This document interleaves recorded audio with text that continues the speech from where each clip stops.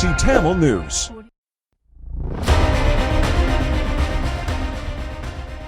வணக்கம். டிபிசியின் தலைப்புச் செய்திகள். நல்லாட்சி அரசாங்க காலத்தில் முன்னெடுக்கப்பட்ட புதிய அரசியலமைப்பு வரைவு பூர்த்தி செய்யப்படும் என்று தேசிய மக்கள் சக்தியின் தேர்தல் விஞ்ஞாபனத்தில் கூறப்பட்டிருக்கிறது.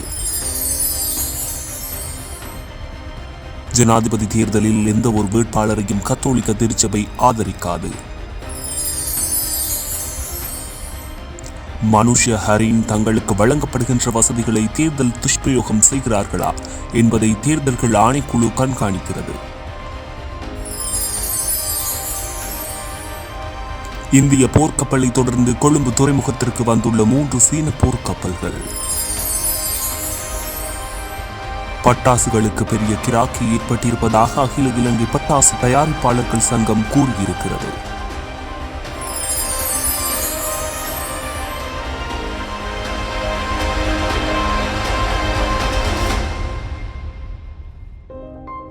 டிபிசியின் மாலை தமிழ் செய்திகளோடு இணைந்திருக்கின்றோம்.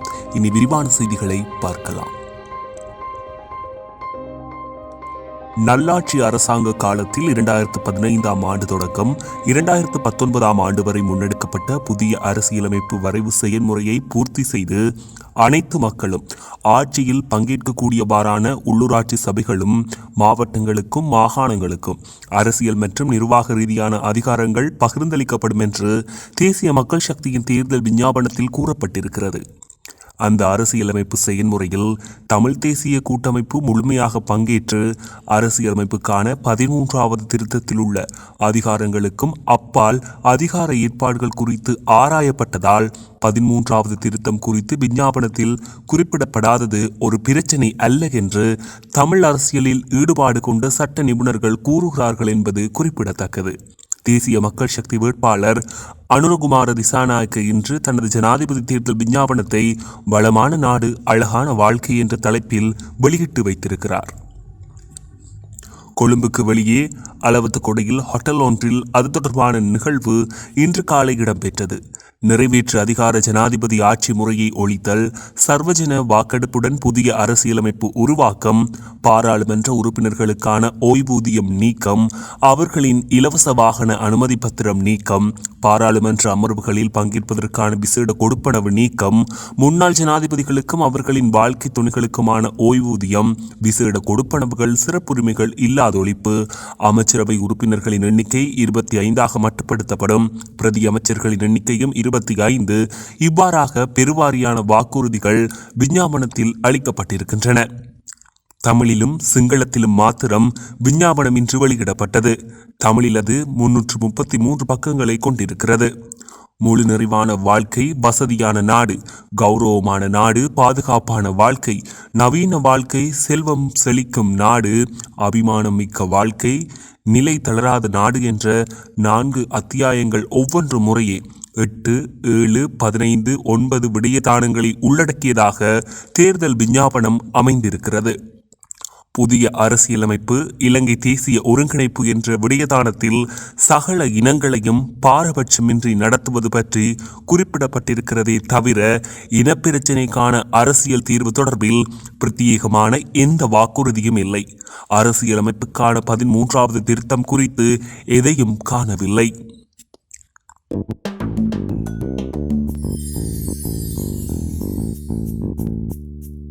ஜனாதிபதி தேர்தலில் போட்டியிடும் சில வேட்பாளர்களுக்கு பாதகமாகவும் வேறு சில வேட்பாளர்களுக்கு சாதகமாகவும் அமையக்கூடிய முறையில் கருத்து கணிப்புகளையும் நடத்தி முடிவுகளை வெளியிடுவதாக கூறப்படும் பல்வேறு நிறுவனங்களின் நடவடிக்கைகளை தேர்தல்கள் ஆணைக்குழு கண்காணிக்க தொடங்கியிருக்கிறது. கருத்து கணிப்புகளை நடத்துவதாக கூறப்படும் நிறுவனங்கள் மற்றும் தனிநபர்களை உன்னிப்பாக அவதானிக்குமாறு சமூக ஊடகங்களை கண்காணிக்கும் அதன் பிரிவுக்கு தேர்தல்கள் ஆணைக்குழு அறிவுறுத்தியிருக்கிறது. அத்தகைய நடவடிக்கைகள் மீது விசாரணை நடத்துமாறு கேட்டிருப்பதாக ஆணைக்குழுவின் தலைவர் RMAL ரத்நாயக்க ஊடகங்களிடம் இன்று கூறியிருந்தார். கருத்து கணிப்புகளும் ஆய்வுகளும் வேட்பாளர்கள் தொடர்பில் வாக்காளர்களின் நடத்தைகளில் எத்தகைய தாக்கத்தை ஏற்படுத்துகின்றன என்பதை தாங்கள் ஆராய்வதாகவும் அவர் கூறினார்.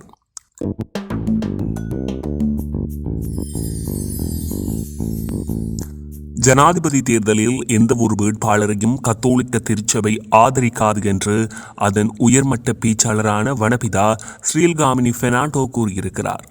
கொழும்பு அதிமீற்றானியார் கர்தினால் மெல்கம் ரஞ்சித்தையும் கத்தோலிக்க ஆயர்கள் மகாநாட்டின் தலைவர் ஆயர் ஹெரோல்ட் ஆந்தனி பெரேராவையும் பிரதான வேட்பாளர்கள் சந்தித்து வருவது செய்தியாளர்கள் அவரை கேட்டபோது இதனை கூறியிருந்தனர். 2019 ஈஸ்டர் ஞாயிறு குண்டு தாக்குதல்கள் தொடர்பில் எங்களது நிலைப்பாடு தெளிவானது. அந்த கொடூர குற்ற செயல் இடம்பெற்று 6 வருடங்கள் கடந்த பின்னரும் பாதிக்கப்பட்டவர்களுக்கு நீதி கிடைக்கவில்லை. ஜனாதிபதி தேர்தலில் எவர் வெற்றி பெற்றாலும் எங்களது அக்கறைக்குரிய இந்த பிரச்சனையில் கவனம் செலுத்துவார்கள் என்று திருச்சபை எதிர்பார்க்கிறது என்றும் அவர் கூறினார்.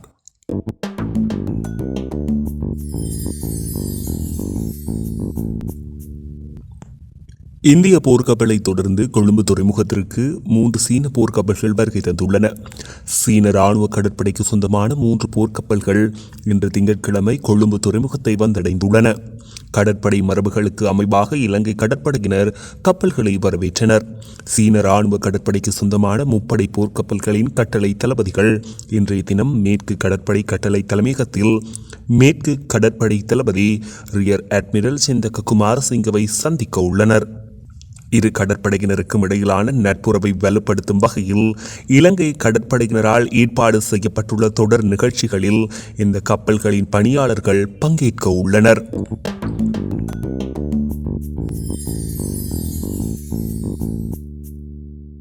அண்மையில் உயர் நீதிமன்றத்தின் தீர்ப்பை அடுத்து பாராளுமன்ற உறுப்புரிமையை இழந்த அமைச்சர் பதவிகளை துறந்த ஹரின் பெர்னாண்டோவும் மனுஷ நாணயக்காரவும் ஜனாதிபதியின் ஆலோசகர்களாக நியமிக்கப்பட்டதை தொடர்ந்து மூண்டிருக்கும் சர்ச்சைக்கு மத்தியில் அவர்கள் இருவரும் தங்களுக்கு வழங்கப்படுகின்ற வசதிகளை தேர்தல் நோக்கங்களுக்கு துஷ்பிரயோகம் செய்கிறார்களா என்பதை தேர்தல்கள் ஆணைக்குழு கண்காணிக்க தொடங்கியிருக்கிறது.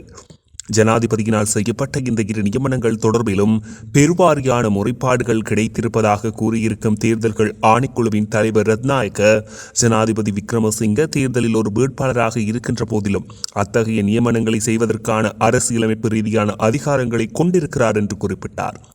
ஆனால் ஜனாதிபதியின் ஆலோசகர்களாக நியமிக்கப்பட்டிருக்கும் 2 முன்னாள் அமைச்சர்களும் வாகனங்கள் போன்று தங்களுக்கு வழங்கப்படும் சிறப்பு வசதிகளை ஒரு வேட்பாளருக்கு ஆதரவு தேடுவதற்காக பயன்படுத்தினால் அது தேர்தல் சட்டமீறலாக அமையும். அதனால் அவர்கள் தங்களுக்குரிய வசதிகளை தேர்தல் நோக்கங்களுக்காக துஷ்பிரயோகம் செய்யாதிருப்பதை உறுதி செய்ய கழுகு கண்கொண்டு அவர்களின் நடவடிக்கைகளை உன்னிப்பாக அவதானித்து வருகிறோம் என்றும் ரத்நாயக்க கூறினார்.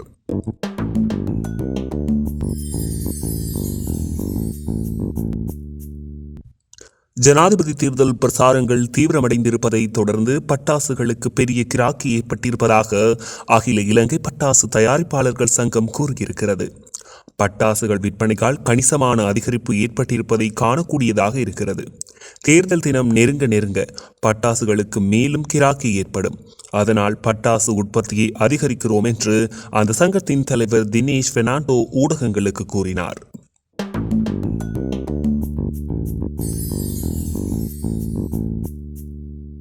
லீலாவதி தர்மரத்ன என்ற 97 வயதான வயோதிப மாது ஆகஸ்ட் 21 கலனி பல்கலைக்கழகத்திடமிருந்து பௌத்த கற்கைகளுக்கான முதுமானி பட்டத்தை பெற்றிருக்கிறார். கல்விக்கு வயது ஒரு தடையே அல்ல என்றும் தான் முதலில் ஒரு ஆசிரியையாகவும் நொத்தாரிசாகவும் பணியாற்றியதாகவும் லீலாவதி கூறினார். இத்துடன் டிபிசியின் மாலை தமிழ் செய்திகள் நிறைவுக்கு வருகின்றன. எமது அடுத்த செய்திகளை நாளை காலை எதிர்பாருங்கள். வணக்கம்.